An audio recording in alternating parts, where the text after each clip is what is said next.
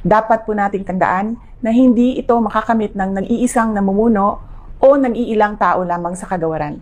Ito ay bunga ng kapit-bisig na pagtutulungan at pinagsama-samang kakayahan tungo sa iisang mithiin ng mga tao may pagmamahal sa bansa. No, ayon po dito sa mga dilawan kakamping at kung sino-sino pa, sinisiraan po nila. Alam na po natin yung paninira nila at panawagan nila na mag-resign. No? Mainipin po itong mga tao na nagpaparesign kay BP Sara dahil inakusahan po nila na hindi po magre-resign si BP Sara.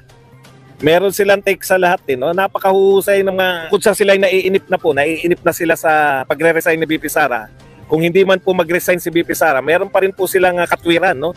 Ang sinasabi po nila ngayon, oportunista daw po si BP Sara Duterte dahil po dito sa kanyang hindi pagre-resign. Ang tanong naman namin, bakit naman po siya magre-resign? Okay. Di mo ba? Sino po kayo? Para po kayo pagbigyan. Meron pong programa si BP Sara Duterte bilang Vice President. Hindi po kasi nila maintindihan. No? Si BP Sara Duterte po, hindi lang po siya DepEd Secretary. Siya rin po ay Vice President. Kaya nyo pong gampanan, no? 3 po. Okay. Kaya din pong gampanan ni BP Sara yung pagiging Vice President, kasabay po ng kanyang pagiging NTFL Vice Chairman at saka po DepEd Secretary. Ang tawag po diyan multitasking. Pero dahil hindi po maunawaan niya ng mga kakamping, dahil yung kanilang nanay-nanayan na si Lenny ay walang kakayahan, no? Hindi po niya maisip kung paano pong kayang pagsabay-sabayin yung mga proyekto ng 3 ahensya, no? So hindi niya po talaga maunawaan at hindi po nila maunawaan. Ito po, binabanatan po si Sara Duterte bilang DepEd Secretary sa kanyang tungkulin bilang Vice President. Ayan, no? Ang binanatan po nila, nagtatrabaho po si VP Sara Duterte bilang Vice President. Meron po siyang programang Magnegosyo Taday. Ito po, pinopromote at sinusuportahan po ni VP Sara Duterte yung mga maliliit na negosyante. Nagbibigay po sila ng ayuda sa mga maliliit na negosyante, no? Tapos, ang puna po nila diyan, hindi po nila pinupuna na bakit hindi mo tinutulungan yung maliliit na negosyante? Hindi po eh. Tumutulong po si BP Sara sa maliliit na negosyante. Ang pinupuna nila, ito po ang sinabi nitong tinatawag nating pilosopo Tasyo. Pilosopo talaga eh. Tapos aasa kayo na magiging maayos ang sektor ng edukasyon, nyeta. Punyeta raw. No, kaya daw hindi maayos ni BP Sara yung edukasyon kasi po siya raw po ay may mga tungkulin pang iba. Kita niyo po kung gaano kapurol tong mga kritiko ni BP Sara Duterte, no? Tungkol po kay BP Sara. Si Kendray. Ito po yung mga nagsulputan ngayon na tagapagtanggol ni Martin at saka ni Pangulong Marcos. Sabi ni Kendray, hint of BP Inday resigning from cabinet, none. Meron daw po bang pahiwatig na magre-resign si BP Sara Duterte? Wala po, sabi niya. Even the DDS are not urging her to resign. Why?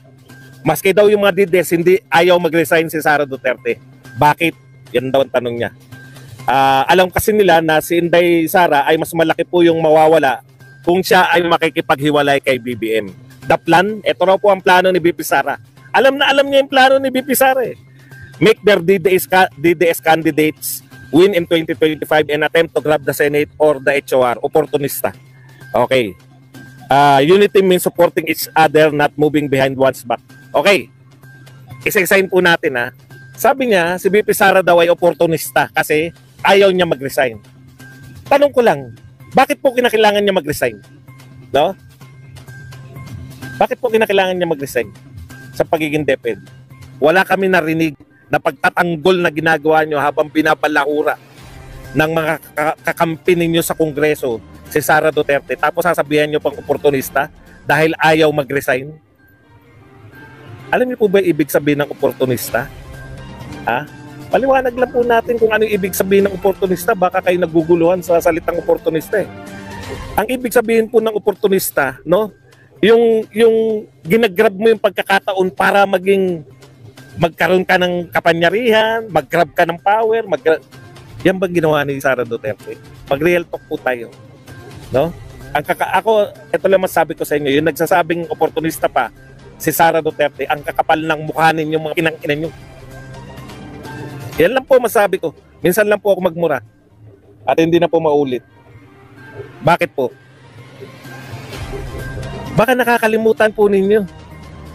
Before 2022 election, lahat, as in lahat ng survey, as in lahat, walang, kahit na anong survey yan, kahit ginawa yan ng Madilawan, Kakampik, ng mga NPA, sino man mag-survey, lahat po yan, simple lang po sinasabi, number 1 si Sara Duterte. Number 1, no? Before yung 2022 election. Ano pa po ang katangian ni Sara Duterte? Anak siya ng presidente. Yung tatay niya, hindi lang po simpleng presidente, pinakapopular na presidente. Lahat ng machinery ng gobyerno pwedeng ipansuporta sa kanya. No? Tumakbo lang siya. Eto, dito ko sakit na sakit eh. No? Ayaw tumakbo ni Sara Duterte. Bata pa mga anak niya, ayaw niya tumakbo muna. Nag-file siya for mayor, pero kaming naniniwala sa kanya, hindi kami pumapayag, ran-sararan pa rin. Ran-sararan. Huwag, nag-iyakan, ran-sararan. Yung mga Marcos, tandaan nyo mga Marcos, yung mga ano ninyo, yung mga supporter ninyo, hindi po pwedeng baliktarin tong sitwasyon na to. Yung mga Marcos, nanliligaw, pumupunta sa Davao, nililigawan nila si Sara Duterte para maging vice president ni BBM. Huwag tayo magbulahan, no? Kayo ang nanligaw kay Sara Duterte, hindi the other way around. Alam nyo, kaya nabuo ang unit team, magtapatan na po tayo. Pinuntahan nyo si Sara Duterte sa Davao, niligawan, kasama lagi si Amy Marcos. Kaya siya magpapatunay niyan eh. Ngayon, kung babalik ta rin din ni Amy Marcos, ang lahat ng sitwasyon, wala na kaming magagawa. Nasa pangalan nyo na siguro yan. Kasi ako, naniniwala pa rin ako kay Amy. Hindi pa rin siya bumabaliktad eh. Kasi sobra na. No? Tatawagin pa ng mga supporter ninyo na opportunista pa si Sara Duterte. Lahat as in lahat ng chance. Pwede po siyang manalong presidente ng Pilipinas. Pwede po siyang manalo na presidente ng Pilipinas. Lahat ng government power ng presidente nasa tatay niya, no? Lahat po ng kasi ang sakit na marinig na opportunista pa si Sara Duterte. Bakit ba opportunista? Kasi ayaw daw mag-resign. Ang kakapal ng mukha ninyo. No, yan lang masabi ko. Ang kakapal ng mga mukha ninyo. Tapos yung makuha, naligawan si Sara Duterte at nagpumayag sa inyong vice president.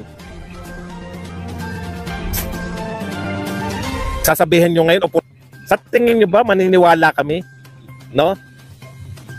Sa tingin nyo po ba kami maniniwala na gustong-gusto ni Duterte na magpailalim sa inyo at wala kayong kondisyon? Ibig sabihin, wala kayong pinagkasunduan na itutuloy nyo yung mga proyekto ni Tatay Digong, hindi nyo papapasukin yung ICC. Sa tingin ninyo, ganun katanga si Sara Duterte, napapayag siyang vice president ni Bongbong Marcos. Kung wala silang kasunduan na hindi papapasukin ng ICC at hindi itutuloy yung NTFL Cup. Kaya po nagre-react si Sara Duterte ng ganun na lang. Ipinapaalala po ni Sara Duterte, teka muna, ka-unit team nyo ko. Hindi naman po si Sara Duterte tumakbong independent eh. Unit team po yan eh. No? Sa totoo lang po yung may mga hiya. Alam niyo po ba yung mga taong may hiya? Pag ikaw nakipag-unit team ka, automatic yan eh. Presidente ako ngayon, vice president ka. Sinuportahan mo ko sa aking presidency. Ano po, sa mga taong matitino, susuportahan kita pag tumakbo ka na sa presidency mo. Diba?